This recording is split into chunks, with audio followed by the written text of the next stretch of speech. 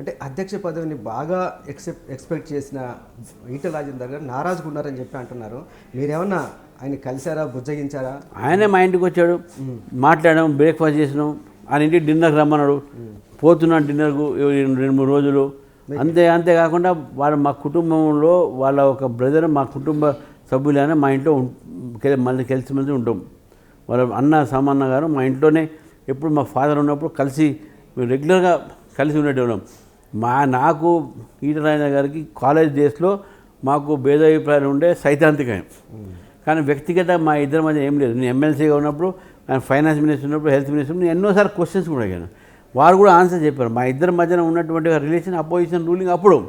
ఇప్పుడు ఒక పార్టీలో మీ సహచరులం, మీకు కలిసి బీజేపీని ప్రభుత్వాన్ని తీసుకురావాలన్న ఆశయాలతో మేము ఉన్నోళ్ళం. వారు చేసినటువంటి ఎంపీ చేస్తే నేను ఇన్ఛార్జు, గెలిపించిన నేను ఆ పోటీ చేసినటువంటి సీట్ నాది, నేను చేశాను.